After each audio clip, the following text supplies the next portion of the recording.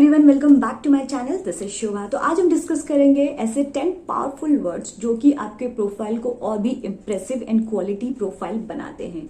ये words recruiter as a keyword भी use करते हैं to find the potential candidate.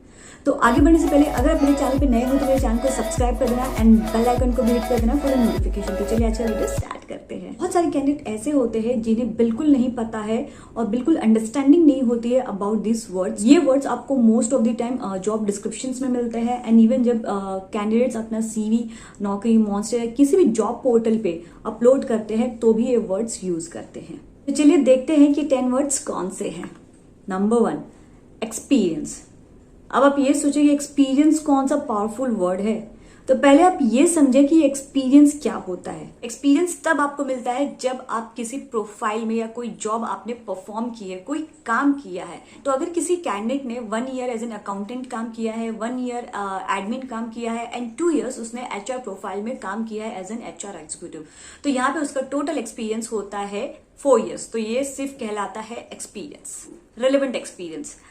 अब एक्सपीरियंस एंड रेलेवेंट एक्सपीरियंस में डिफरेंस क्या है? Experience is your overall experience and relevant experience उसे कहते हैं जो कि जॉब डिस्क्रिप्शन की रिक्वायरमेंट होती है, मांग होती है। अपनी की रिक्वायरमेंट है कि कैंडिडेट को 2+ इयर्स का एक्सपीरियंस होना चाहिए HR प्रोफाइल में, HR प्रोफेशन में।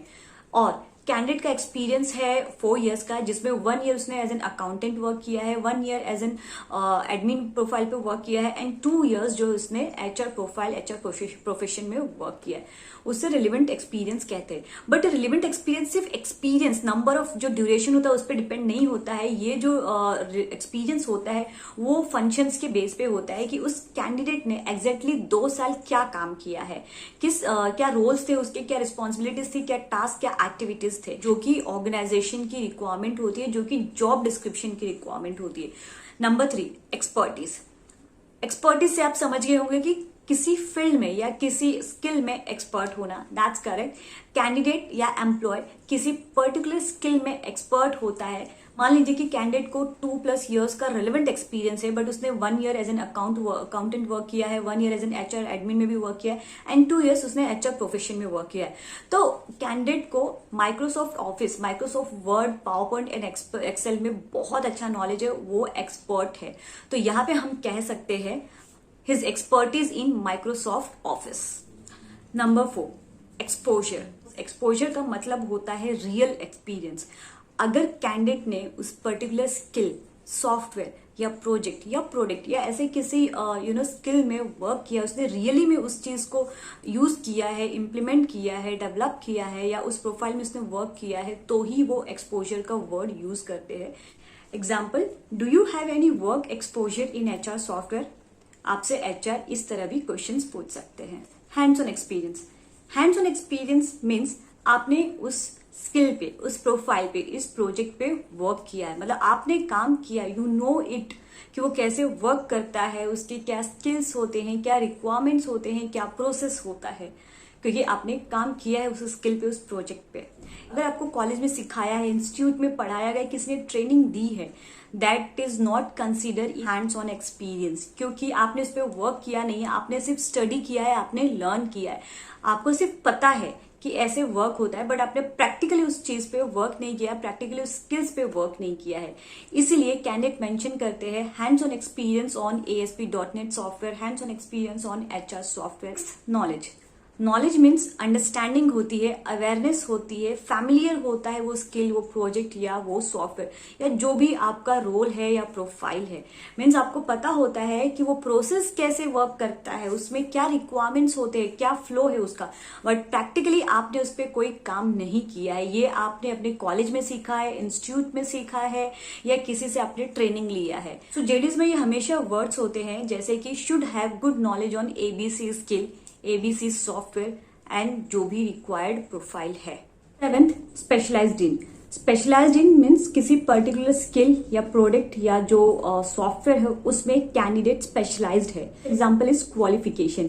अगर किसी स्टूडेंट ने अपना ग्रेजुएशन बीकॉम में कंप्लीट किया है या बीएससी आईटी और कंप्यूटर साइंस में कंप्लीट किया है तो वहां पे स्पेशलाइजेशन होता है, जैसे कि साइंस स्पेशलाइजेशन होता है या बीकॉम स्पेशलाइजेशन होता है। अगर आर्ट्स की रिक्वायरमेंट हो तो आर्ट्स स्पेशलाइजेशन होता है। मतलब अगर आपने आईटी चूज किया है, अगर आप आईटी में स्पेशलाइज्ड हो तो आप software developer, tester means IT industry में अपना करियर बना सकते हो। और अगर आपने बीकॉम किया है तो you can move to the accounts department, CA और समथिंग, जो कि अकाउंट्स एंड फाइनेंस में होता है। 8 रिस्पॉन्सिबल। रिस्पॉन्सिबल का मतलब ये होता है कि उस काम को किसने किया है। रिस्पॉन्सिबिलिटी बताई जाती है कि ये जो भी हुआ है सिर्फ आपकी वजह से हुआ है या एम्प्लॉय या कैंडिडेट की वजह से हुआ है, जहां पे हम किसी को ब्लेम करते हैं या तो प्रेज करते हैं। Example, I was the only one person who is responsible for setting up this HR team और department. 9th, incharge of. Incharge of means पूरा कंट्रोल इंचार्ज के पास होता है, जो सुपरवाइजर होता है, मैनेजर होता है, इंचार्ज होता है, उसे पता है कि क्या करना है, क्या नहीं करना है एंड कैसे उसको कंप्लीट करवाना है।